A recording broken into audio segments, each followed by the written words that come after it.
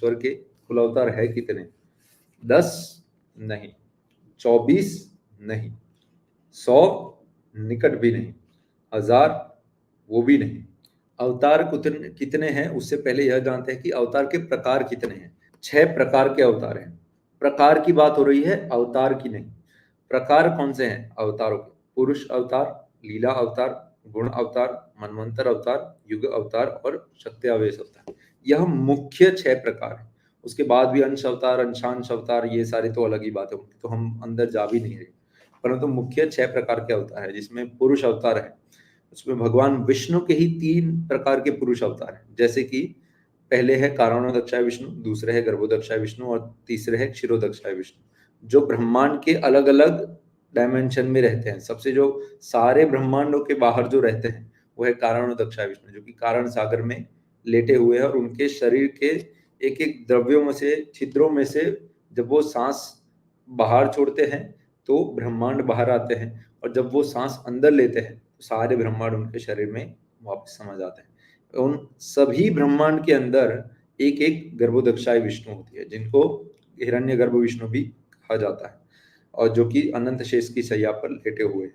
और उसके उसके उनके जो नाभि से ब्रह्मा जी निकलते हैं, वो ब्रह्मा जी के लोटस के स्टेम के ऊपर सारे जो लोक बने हुए हैं 14, उसमें सबसे मिडल में जहां पर भूमंडल स्थित है, उसके ऊपर क्षीर सागर है, और इस क्षीर सागर के ऊपर क्षीरोदक्षाय विष्णु रहते हैं। यह 3 हुए पुरुष अवतार। वैसे ही फिर लीला अवतार है, जो कि 24 है, जो श्रीमद् भागवतम के और अलग अलग पुराणों में भी इनके बारे में बताया गया है, जो कि है सनत कुमार, नारद जी, वराह अवतार, मत्स्य अवतार, यज्ञ अवतार, नर नारायण, कर्दमी कपिल, दत्तात्रेय, हयशीर्ष, हंस, ध्रुव प्रिया, कृष्णगर्भ, ऋषभ, पृथु, नरसिंह, कुर्मा, धन्वंतरी, मोहिनी, वामन, भार्गव, राघवेंद्र, भार्गव यानी परशुराम जी, राघवेंद्र यानी श्री राम जी, व्यासदेव, प्रलंबरी राम, कृष्ण भगवान श्री कृष्ण, बुद्ध और कल्कि।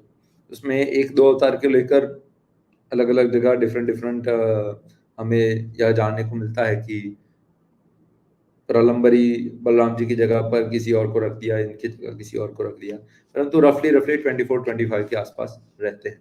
वैसे फिर तीसरे प्रकार के जो है वो है गुण अवतार। गुण अवतार होते हैं 3 प्रकार के। गुण जो है प्रकृति के गुण, वो 3 प्रकार के हैं, रजोगुण, सतोगुण और तमोगुण। वो 3 गुणों के अधिष्ठाता है, उनके रूप में भगवान अवतार लेते हैं। मतलब कि अब भगवान अपने ही आपको 3 रूपों में विभाजित कर कर वो लेते हैं। जैसे कि ब्रह्मा, विष्णु, महेश। ब्रह्मा जी रजोगुण का शासन करते हैं। ब्रह्मा जी जो कि रजोगुण के अधिष्ठाता है, जो सर्जन का कार्यभार लेते हैं। भगवान विष्णु हैं जो कि सतोगुण रूप में होते हैं, तो क्योंकि वो संचालन का भार लेते हैं। और भगवान महेश, शिव जी, वो तमोगुण के, क्योंकि वो विनाश का कार्य हाथ में लेते हैं, कार्यभार हाथ में लेते हैं। वैसे ही फिर मनवंतर अवतार है, जो हर मनवंतर में जो 14 मनु होते हैं, वो सारे भगवान के ही अवतार माने गए हैं, जिसके बारे में यदि आपको पढ़ना है तो श्रीमद् भागवतम के प्रथम 5वें और 13वें अध्याय में आप पढ़ सकते हैं। वैसे ही फिर युग अवतार है, जो कि प्रत्येक युग में भगवान अपने रंग, अलग अलग रंग के साथ आते हैं। वैसे ही छठे हैं शक्त्यावेश अवतार, जो कि अपनी शक्तियों को आवेश रूप में किसी पर्टिकुलर व्यक्ति के अंदर आते हैं, और वो आवेश करते हैं, और उससे उसको भी एक अवतार माना जाता है। जैसे कि ज्ञानावेश अवतार है 4 कुमार, भक्त्यावेश अवतार है नारद जी, सृष्टि शक्त अवतार है ब्रह्मा जी, अनंत शेष है वो भूत धारण शक्ति के साथ आते हैं। फिर शेष नाग है वो स्वसेवा शक्ति। वैसे कपिल और ऋषभ है भगवद आवेश। निष्कर्ष यह निकलता है कि भगवान के कितने अवतार हैं। जैसे समुद्र की लहरों की कोई सीमा नहीं होती है, वैसे ही भगवान के अवतारों की कोई सीमा नहीं होती। श्रीमद् भागवतम के प्रथम स्कंद के तीसरे चैप्टर के तीसरे अध्याय के 26वें श्लोक में इसके बारे में बताया है कि भगवान के अनंतों अवतार हैं।